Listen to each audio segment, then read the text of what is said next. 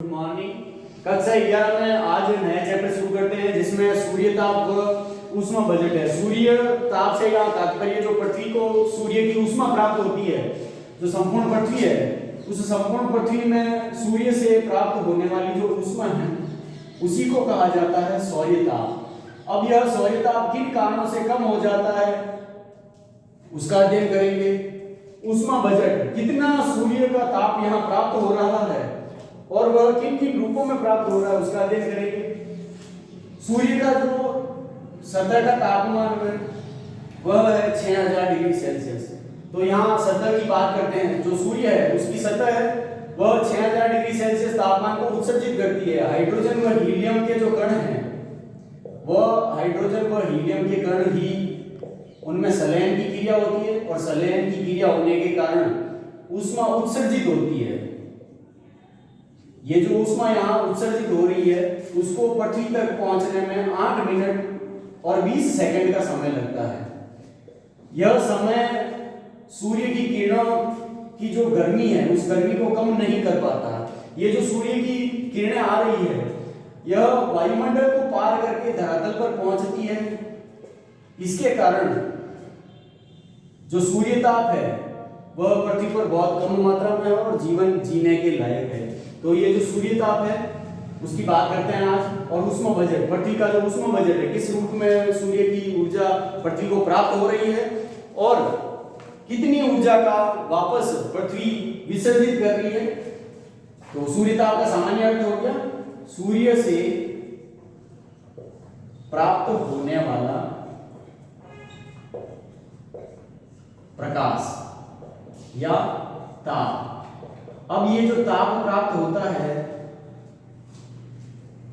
यह ताप सभी जीवों को और सभी पेड़ पौधों को, पेड़ पौधे और जीव जंतु, फ्लोरा और फौना, पादप जगत और जंतु जगत, इन सभी के जीवन के लिए यह प्रकाश आवश्यक है।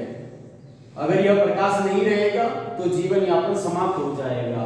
पृथ्वी का जो प्रकाश है, सूर्य का जो प्रकाश है वह पृथ्वी पर पहुंच रहा है 8 मिनट और 20 सेकंड में और सूर्य से पृथ्वी की दूरी है वह लगभग 15 करोड़ किलोमीटर है। तो आप सोच सकते हैं सूर्य का जो ताप है वह पृथ्वी पर पहुंचने में इतना कम समय ले रहा है, तो सूर्य का जो सतह का तापमान वह कितना होगा। उसके बाद में बात करते हैं वितरण की, तापमान के वितरण की। जो संपूर्ण पृथ्वी है उस संपूर्ण पृथ्वी पर सूर्य का तापमान किस प्रकार फैला रहता है, किस समय में जो संपूर्ण ऋतुएं होती है उन संपूर्ण ऋतुओं में सूर्य का ताप किस क्षेत्र में अधिक रहता है, किस क्षेत्र में कम रहता है, उनका अध्ययन करते हैं। सूर्य ताप है, उस सूर्य ताप को मापने की जो इकाई होती है, इकाई वह पाइरोहेलियोमीटर,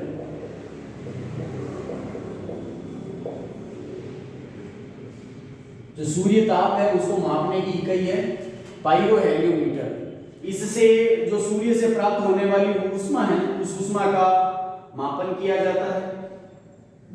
अब बात करते हैं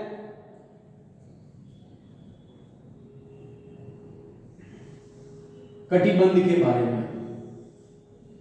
इससे पहले भी कटिबंध के बारे में चर्चा हुई है। आज फिर से ये जो चैप्टर है उस चैप्टर में दिया गया है आपके जो 0 डिग्री भूमध्य रेखा है उस भूमध्य रेखा से कर्क रेखा और मकर रेखा 23.5 डिग्री नॉर्थ और 23.5 डिग्री साउथ, इनके मध्य में होता है उष्ण कटिबंध। अब ये उष्ण कटिबंध क्यों होता है? क्योंकि यहाँ सूर्य की किरणें वर्ष भर सीधी पड़ती है इस बीच वाले क्षेत्र में। जहां मैं लाइनिंग कर रहा हूं उस लाइनिंग वाले क्षेत्र में सूर्य की किरणें वर्ष भर सीधी पड़ती है, जिसके कारण इसको नाम दे दिया गया है उष्ण कटिबंध।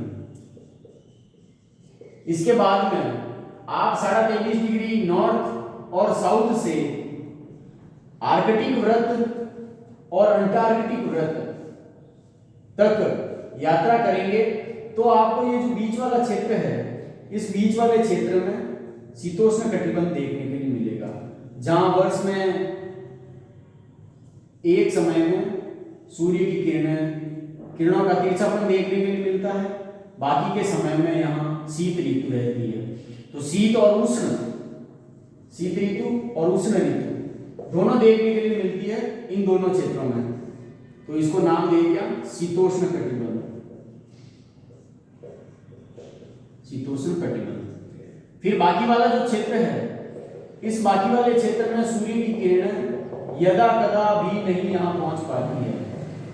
90 डिग्री नॉर्थ और 90 डिग्री साउथ, ये जो पोल है, इन पोल पर सूर्य की किरणें कभी नहीं पहुंच पाती, इसीलिए इनको शीत कटिबंध के अंतर्गत रखा गया है। शीत कटिबंध। तो इस प्रकार कटिबंध की संख्या कितनी हो गई? 5। अब 5 कौन कौन से कटिबंध है? एक तो हो गया उष्ण कटिबंध, दूसरा उत्तरी शीतोष्ण कटिबंध, तीसरा दक्षिणी शीतोष्ण कटिबंध, फिर हो गया शीत कटिबंध। तो इस प्रकार जो सूर्य का ताप है, वह सूर्य का ताप पृथ्वी पर पहुंच रहा है, और पृथ्वी पर पहुंचने में भी यहां इसको तिरछापन देखने के लिए मिलेगा आपको। इसका जो तिरछापन है, अब ये सूर्य की किरणें यहां से भी गिर रही है भूमध्य रेखा के ऊपर। जैसे जैसे आप नॉर्थ में और साउथ में जाएंगे तो आपको सूर्य की किरणों का तिरछापन अधिक देखने के लिए मिलेगा। तो तिरछापन अधिक रहेगा तो वहां तापमान भी कम रहेगा, इसीलिए शीत कटिबंध होते हैं उत्तरी ध्रुव और दक्षिणी ध्रुव। तो यहाँ उष्ण कटिबंध, शीतोष्ण कटिबंध। अब शीतोष्ण कटिबंध भी दो रूप में हो गया, उत्तर और ये दक्षिण।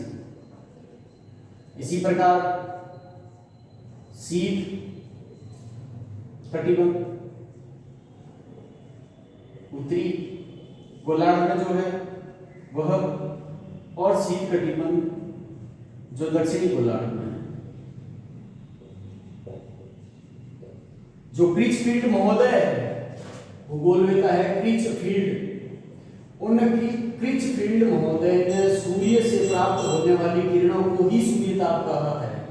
जो सूर्य से प्राप्त होने वाली किरणें हैं,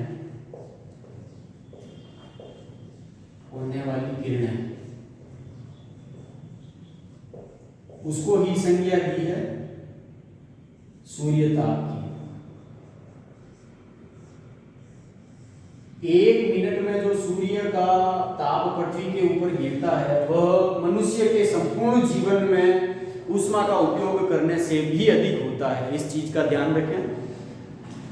तो ये जो सूर्य ताप प्राप्त हो रहा है पृथ्वी को, अब यह नॉर्थ में आपके कर्क रेखा और साउथ में मकर रेखा, इन दो रेखाओं के बीच में ही संपूर्ण समय में सूर्य गति करता है, और पृथ्वी के झुकाव के कारण 23.5 डिग्री जो झुकाव है पृथ्वी का अक्ष पर, उस झुकाव के कारण कर्क रेखा और मकर रेखा तक ही सूर्य की किरणें सीधी पहुंच पाती है। एक समय में यहाँ पर जून में 21 जून और ये यहाँ पर 23 सितंबर मकर रेखा पर, और जो भूमध्य रेखा है उस भूमध्य रेखा पर आपके 23 सितंबर और 22 मार्च, ये दो डेट है जहां सूर्य की किरणें भूमध्य रेखा पर सीधी गिरती है, 21 जून को कर्क रेखा पर सीधी गिरती है, और 22 दिसंबर को मकर रेखा पर सीधी गिरती है।